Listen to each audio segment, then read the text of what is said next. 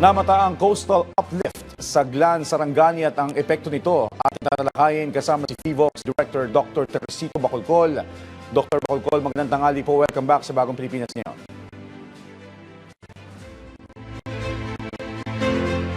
Dr. Bacolcol, can you hear us?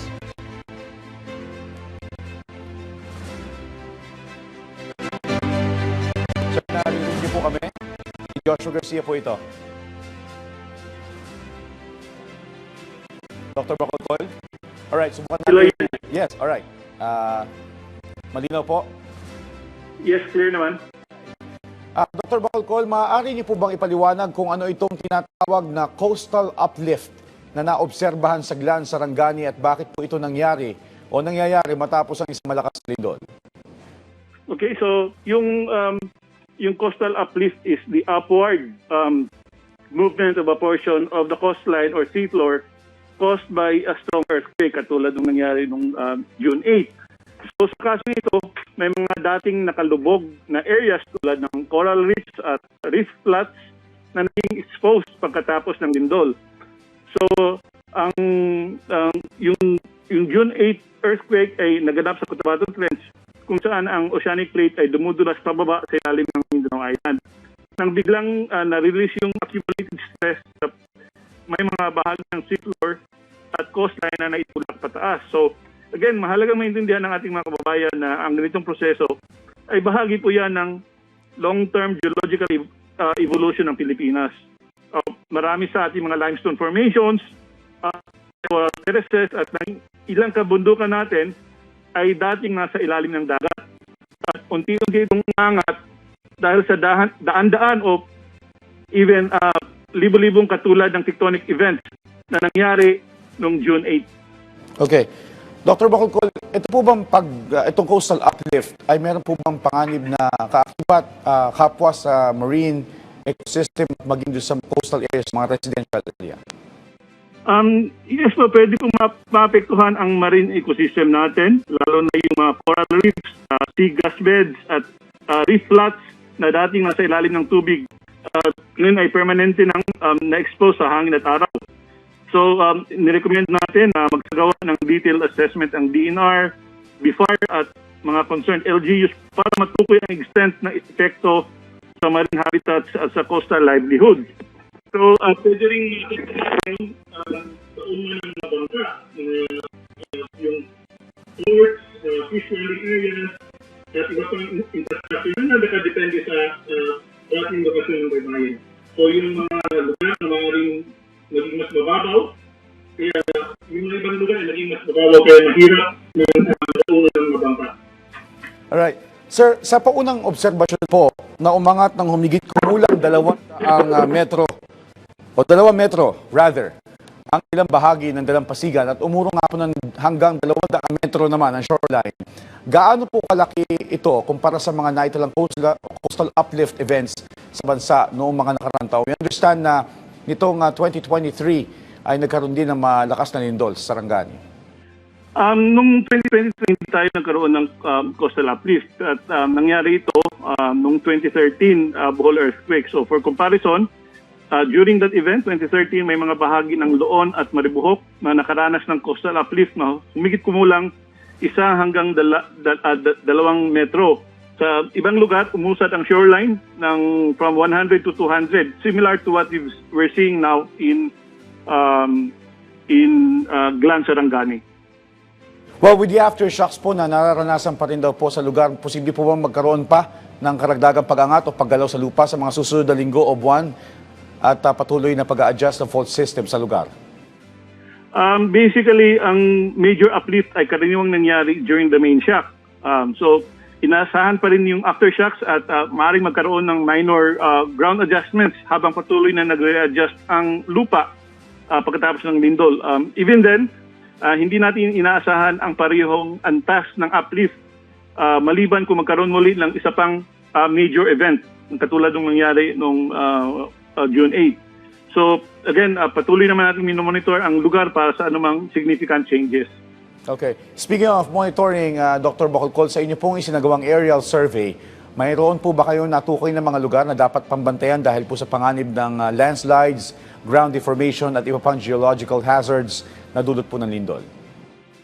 Yes po, based on the aerial and ground assessments conducted by CVOX and MJB, several areas in Sarangani, Davao Occidental at General Santos City showed evidence of earthquake-induced landslides. Meron din tension cracks tayong nakita, road subsidence, rock falls at iba pang ground deformation. So kabilang dito ang ilang bahagi ng Glan at Malapatan sa Sarangani, portions of General Santos at Tibuli Road at ilang sections ng Sarangani Davao Occidental Coastal Road. Okay. Dr. Bacolcol, particularly dito sa mga residential area na nasa bulubunduking lugar, do we suggest na doon sila ulit magtayo ng kanilang mga tahanan matapos sa mga pagguho o kailangan po nating hikayatin sila na lumipat na ng lugar?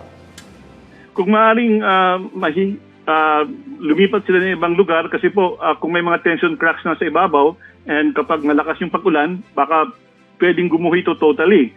So, siguro kapag ganito yung sitwasyon, then kailangan nating ihikayat sila kasama yung LGU na lumipat sa ibang lugar. Okay. So, balikan po natin yung sa coastal uplift, Dr. Bacolcol. Sa ngayon po, ano pong precautionary measures ang dapat gawin ng mga nasa coastal areas habang nagpapatuloy nga po monitoring ng VVOX since umusod nga po yung shoreline? Again, wala naman itong epekto sa mga tao. It's just that umusod lang yung lugar. Para sa mga coastal communities, again, iwasan muna nila yung mga lugar na may mga visible ground cracks, landslides, unstable slopes, o bagong exposed coastal areas maaaring mapanganib. So, again, para naman sa mga nasa landslide affected areas, sundin ang advisories ng kanilang LGUs at DRRM offices and maging alertos sa mga bagong bitak sa lupa o slope movement at maging handa sa posibleng evacuation kung kinakailangan. Okay. Sa usapin naman, Dr. Bacolcol, ng aftershocks, ilang aftershocks na po sa kabuuan ang naitala po natin sa Mindanao sa ngayon at ano pong magnitude ang pinakamalakas na naitala? As of 11 a.m. kanina, nakapagtala na po tayo ng 6,144 aftershocks and out of this 1,644, 78 yung naramdaman ng mga tao. And yung magnitude would range from 1.2 to 6.4. So yung pinakamataas 6.4, nangyari po ito on June 8, several hours after the main shock. Okay. Well, sa inyo pong pagsusuri at sa inyo pong monitoring, sa estima nyo po, hanggang kailan po kaya mararamdaman ang ganito mga aftershocks? At makipaliwanag din po para po sa kaalaman ng ating kababayan kung paano po ang kaibahan ng aftershock sa isang tunay na lindol. Okay, so yung aftershock by definition always 1 degree lower than the main shock. So yung main shock natin is magnitude 7.8. Ang aftershocks at most, yung pinakamataas would just be around 6.8. Now, ang aftershocks would usually last for several weeks to several months, depende yan kung gaano kalakas yung lindol. But in this case, this would probably last for several months more. Ang decay rate niya, usually, for example, on the first day, we recorded around 1,500 aftershocks.